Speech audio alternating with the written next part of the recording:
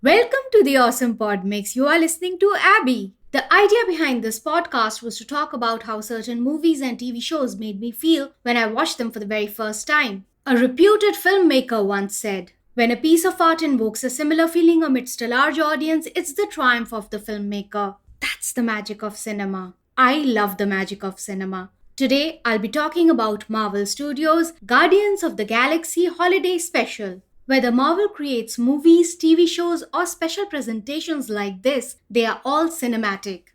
This special presentation is written and directed by James Gunn. This too has a Kevin Feige production credit and is a James Gunn special. Marvel Studios' title sequence begins with Christmas-themed comic panels. The song Fairy Tale of New York plays in the background. Snowflakes are added as the Marvel heroes appear to bring the holiday cheer. Jen Hulk is added to the right interior of the alphabet A. It's the shot where she thunderclaps Daredevil. Shuri is added with her Black Panther suit to the right slash of the alphabet V. The Marvel Studios logo is covered in Christmas lights. The special opens with Kraglin narrating how Yondu ruined Christmas forever. We see the flashback in 80s animation style. Mantis finds the story sad while Drax finds it amusing. He literally laughs out loud until he sees Nebula shaking her head disapprovingly. Nebula says that Yondu was right. We don't have time for trivialities like Christmas. Ever since they bought Nowhere from the Collector, the place needs a lot of fixing up before it's livable. When did that happen? Was it before the events of Infinity War or did he survive Thanos? James Gunn took to Twitter and said, although the Guardians are sometimes heroes, they work as mercenaries and it brings in a fair amount of money. So after Thanos attacked Nowhere, they bought it from the Collector. It was a burnt out husk and they've been rebuilding it. Peter is making some person fill out some papers. Rocket is helping Cosmo the space dog hone its telekinesis. Beezer Mickey Toklock and his band, which is actually the old 97, have prepared a Christmas song. The song's title is "I Don't Know What Christmas Is, But Christmas Time Is Here." The opening credits begin as the song plays. This song is weirdly fun. Santa is a furry freak with epic superpowers. Rain, rain, rain, rain, rain. Dear, dear, dear, dear, dear. I don't know what Christmas is, but Christmas time is here. Christmas came early, people. Mantis feels that Christmas sounds like a wonderful time. It's the most wonderful time of the year. And Yondu ruined it for Peter. Mantis wants to cheer Peter up, but Drax wonders why. I wonder how, I wonder why. Damn, this is going to be a musical podcast with my horrible, horrible voice. Please accept my sincere apologies. Mantis says it's because of her secret. Drax thinks she's talking about the Zarg nuts, like the ones from Infinity War. Mantis reiterates that it's because of her other secret. Is it a secret though? I don't think it's a secret.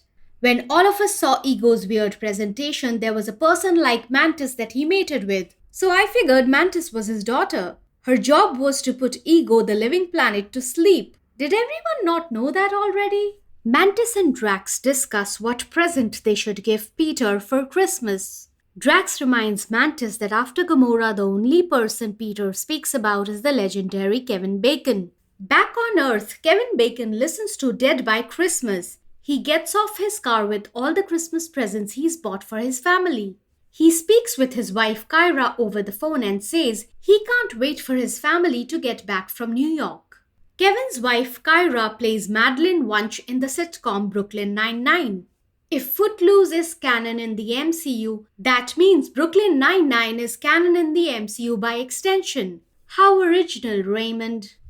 Mantis and Drax leave Nowhere in a ship shaped like a bow. The ship is called Bowie after David Bowie. The song "I Wish It Was Christmas Today" plays in the background.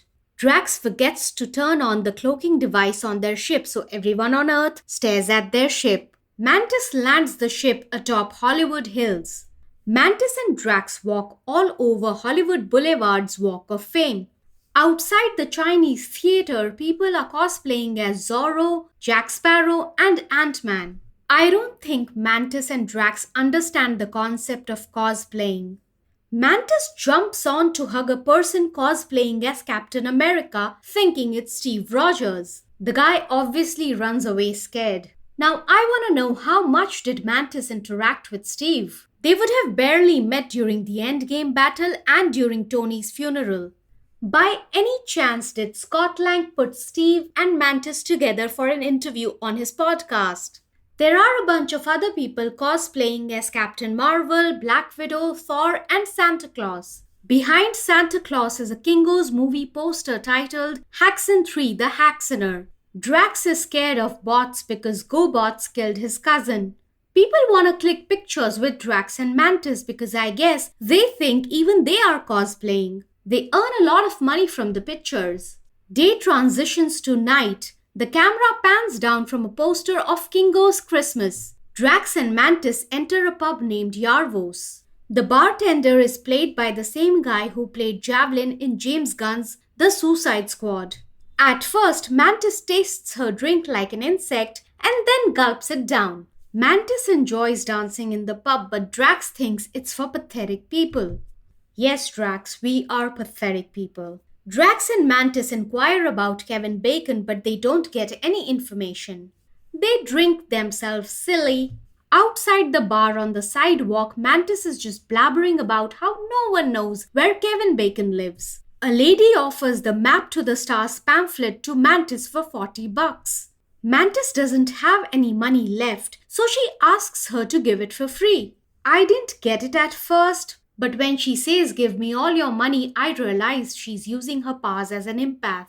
That's how she's going to convince Kevin Bacon to come along. The graphic on Map to the Stars shows Margot Robbie, Queen Latifah, John Cena, Arnold Schwarzenegger, Mark Paul Gosselaar, and Kevin Bacon. At home, Kevin Bacon is watching a 1964 Christmas movie titled Santa Claus Conquers the Martians. The doorbell rings and it's Mantis and Drax at the door. Kevin Bacon's house number is 1988, which is the same year Peter Quill was abducted from Earth. Mantis reveals that she wants Kevin Bacon to come with them as a Christmas present, but Kevin Bacon dismisses them. Drax tosses Mantis inside the premises of Kevin Bacon's house. He then jumps over to join her. They steal a candy cane and a little elf from the lawn. I'm twirling a cane made of peppermint. Uh-huh, uh-huh, uh-huh, uh-huh. Drax and Mantis break and enter Kevin Bacon's home. Kevin Bacon runs outside, sliding down his Christmas tree. Drax and Mantis chase after him over the song I Want an Alien for Christmas. Kevin Bacon calls 911 and the police come to his rescue. The lady cop is from the Suicide Squad who strikes Amanda Waller. The cop car that Drax overturns has Barry Curtis, the director of security at Marvel Studios. Mantis not only fights these cops but also puts them to sleep. I really like the fact that Mantis has found her voice in this special. She's not afraid to speak her mind to Drax anymore. She legit kicks names and takes ass. She uses her powers of empathy and convinces Kevin Bacon to come with them. They fill their ship with Christmas presents and head back to nowhere. Mantis and Drax ask Kevin Bacon a bunch of questions and realize he's just an actor. They hate actors. They think it's a terrible gift. They have ruined Christmas worse than Yondu. Mantis wants Kevin Bacon to pretend to be a hero. So at first he pretends to be a British World War II hero. And then Bruce Wayne Batman. Mantis just wants him to be Kevin Bacon with his original voice and not suck. On Nowhere, Groot brings Peter out for a surprise. The song Christmas Time Has Come plays in the background. Drax switches on the lights and Nebula starts the snow machine. Mantis has prepared the Christmas surprise for Peter. When Mantis signals Kraglin, he switches on more lights. Peter can't believe his eyes and his jaw drops. Mantis says, "Merry Christmas, Peter, from Drax, me and everyone." Rocket switches on the spotlight and Groot wheels in Peter's Christmas present. The card reads for Peter, which I guess contains Kevin Bacon. Peter is not thrilled to see Kevin Bacon. He doesn't call it a present. He calls it human trafficking. He figures that Mantis used her powers on him, hence Kevin Bacon is not panicking. Peter wants Mantis to pull Kevin Bacon out of his trance. Kevin Bacon screams. Peter tries to pacify him, but it doesn't work. Peter instructs Kraglin to prepare the buoy for Kevin Bacon's transport back to Earth. Peter apologizes and requests Kevin Bacon not to run once he lets go of him. But of course he runs. Peter instructs Nebula to get Kevin Bacon and not kill him. The biggest surprise in this special is Mark Hamill drinking on the side next to an inflated Santa. Sir, Mr. Hamill, you are the best. Sebastian, he's your father. Apologies, I got carried away. Kraglin reveals how Kevin Bacon means the world to Peter. He inspired him to be a hero. He saved a town with his dancing in Footloose, and Peter saved the galaxy in Guardians of the Galaxy. When Kevin Bacon gets a call from his wife Kyra, he asks, "How on earth do you get reception here?" Exactly, we don't get reception on Earth itself. Ideally, the line should be, "How on nowhere do you get reception?" Kraglin says they have a bunch of satellites that get you anything within the range of 400 million light years. Kevin Bacon checks with his wife if it's okay in case he gets a little late. He says some people need to learn about Christmas. Kevin Bacon sings with Beezer Mickey Tokolok and his band, which is originally the Old 97.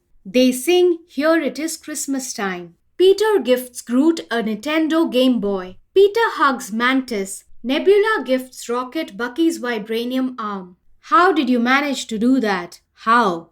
Oh my god, Nebula, what did you do to my Bucky? Is he okay? Does he need a hand or two? Mantis gifts Drax the elf from Kevin Bacon's lawn. Drax hugs Mantis. Groot gives a gift to everyone. Mantis receives a wooden miniature depicting everyone from the group standing on the patio from the beginning of the special. Peter receives a wooden miniature depicting how Drax and Mantis chased after Kevin Bacon. Drax receives a wooden miniature depicting how he overturned a cop car. Nebula receives a wooden miniature depicting how Kevin Bacon was revealed as Peter's present. Kraglin receives an Inception wooden miniature present. It's the miniature of the moment as Kraglin currently holds the present. The song ends. Everyone gives Kevin Bacon a group hug. Kevin Bacon says he'll see them again during Easter. Peter finishes Yondu's Christmas story. There's a present for Yondu, Kraglin, and Taserface. Yondu's gift contains an alien figurine that was featured in Guardians of the Galaxy Volume 1. Young Peter receives his 2 quad blasters as a Christmas present. Peter questions Mantis why did she go to such great lengths to get Kevin Bacon as a present for him. Mantis reveals that Ego is her father too. Peter says, "Does that make you my sister?" Peter thinks that's the greatest Christmas present he could ever get. He hugs Mantis. "Not gonna lie that I didn't cry." Young Peter and Yondu leave on their ship A Collector and the fireworks read, "Merry Christmas and Happy Holidays to all." The color scheme of the end credits are red and green, which are the Christmas colors. Post-credit scene. Rocket and Cosmo the space dog decorate Groot like a Christmas tree. But Groot can't hold still, so all the Christmas decorations fall off. Cosmo the space dog says, "Groot ruined Christmas again." Rocket says, "Now we gotta have another special." Indeed you do. Until then, you can listen to the Awesome Pod Mix and subscribe to it on Apple Podcasts, Spotify, Amazon Music, and Google Podcasts. If you like what I'm doing, I'll be launching the Awesome Pod Mix page on Patreon next month, so you can support me there. I've lined up some really cool exclusive content that'll only be available on Patreon, so do become a Patreon member. Thanks for listening.